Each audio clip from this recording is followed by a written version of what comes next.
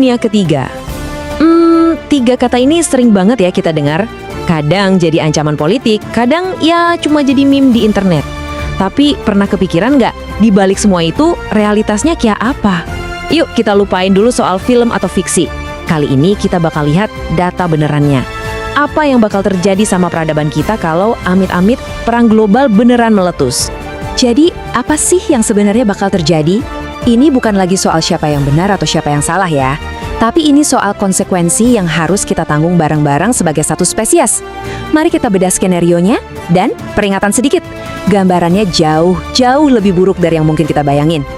Oke, hal pertama yang harus kita buang jauh-jauh itu gambaran perang dunia zaman dulu, yang perangnya lama diparit-parit gitu. Di era modern ini, babak pembuka perang global itu nggak dihitung dalam tahun atau bahkan hari. Kehancuran total itu bisa terjadi cuma dalam hitungan menit. Dan angka ini bukan perkiraan total korban perang loh, bukan. Ini adalah perkiraan jumlah nyawa yang hilang cuma dari gelombang serangan nuklir pertama aja, 5 miliar. Coba bayangin, sebagian besar populasi bumi lenyap gitu aja. Pertanyaan besarnya, kok bisa? Gimana caranya kehancuran segede ini bisa terjadi secepat itu? Nah, jawabannya ada di teknologi yang namanya ICBM atau rudal balistik antar benua. Coba deh lihat timelinenya. Dari peluncuran di satu sisi planet, rudal ini langsung melesat keluar angkasa dan dalam waktu sekitar 30 menit, boom, hulu ledaknya menghantam sasaran di sisi lain dunia. 30 menit, itu lebih cepat daripada nonton satu episode serial TV favorit kamu, tapi ini buat memulai akhir dunia. Kalaupun ada yang selamat dari ledakan awal tadi, perjuangan mereka itu sebenarnya baru aja dimulai. Karena setelah api padam, yang datang itu kegelapan. Kita masuk ke fase kedua yang sama mematikannya, yaitu dampak lingkungan jangka panjang. Konsep ini dikenal sebagai musim dingin nuklir. Dan ini bukan sekedar cuaca dingin yang ekstrim biasa ya. Ini adalah perubahan iklim dahsyat yang diciptain sama manusia dalam sekejap. Asap dan debu dari jutaan ton material yang kebakar bakal naik ke atmosfer, ngebentuk semacam selimut hitam raksasa yang nutupin seluruh planet. Prosesnya itu kayak gini nih, ledakan nuklir ngelempar puing ke atmosfer. Terus, awan raksasa ini ngeblokir sinar matahari. Tanpa matahari, ya jelas, suhu di seluruh dunia anjlok drastis. Akibatnya, pertanian global runtuh total. Jadi bahkan kalau kamu cukup beruntung selamat dari ledakannya, tantangan berikutnya adalah gimana caranya bertahan hidup di dunia yang beku dan tanpa makanan. Di tengah dunia yang gelap, beku, dan kelaparan, pilar peradaban modern kita, yaitu ekonomi global, bakal jadi domino berikutnya yang jatuh. Perdagangan, keuangan, industri, semuanya bakal lenyap.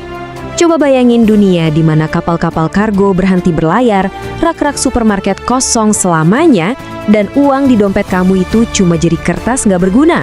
Rantai pasokan yang kita andalkan buat makanan, obat-obatan, dan semua kebutuhan kita bakal putus total.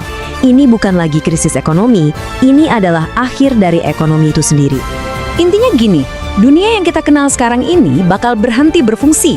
Kemampuan kita buat menghasilkan listrik, nyediain air bersih, atau bahkan produksi makanan skala besar bakal musnah. Kita bakal kelempar balik ke zaman praindustri, tapi bedanya kali ini di planet yang udah rusak dan dingin. Kita mungkin mikir, tapi gimana sama Indonesia? Kita kan negara non-blok, jauh dari pusat konflik. Nah, ini pertanyaan yang bagus banget dan penting buat kita jawab. Tapi, realitasnya mungkin bakal bikin kita kaget. Biasanya kan kita asumsinya posisi geografis kita dan sikap netral kita itu bakal ngelindungin kita. Kenyataannya, dalam bencana skala planet kayak gini, nggak ada tempat buat sembunyi. Atmosfer dan lautan itu nggak kenal batas negara. Debu radioaktif dan musim dingin nuklir itu pasti bakal sampai juga ke Khatulistiwa. Ekonomi kita yang bergantung banget sama perdagangan global bakal lumpuh seketika. Setelah ngelihat skenario yang gelap banget kayak gini, kehancuran instan, musim dingin nuklir, peradaban runtuh, gampang banget buat kita ngerasa putus asa. Tapi tujuan kita ngebahas ini tuh bukan buat nyebar ketakutan ya, tapi buat memahami satu kebenaran yang paling fundamental. Dan inilah intinya, satu-satunya cara untuk menang dalam Perang Dunia Ketiga adalah dengan mastiin perang itu nggak pernah dimulai sama sekali. Dalam permainan yang taruhannya segede ini, pencegahan itu bukan lagi strategi terbaik. Itu adalah satu-satunya strategi kita buat bertahan hidup. Jadi, saya mau ninggalin kalian dengan satu pertanyaan. Dengan taruhan sebesar ini, di mana nasib seluruh spesies kita dipertaruhkan? Apa sih arti sesungguhnya dari menjaga perdamaian di zaman kita sekarang? Ini bukan lagi soal idealisme loh. Ini adalah soal kelangsungan hidup kita semua.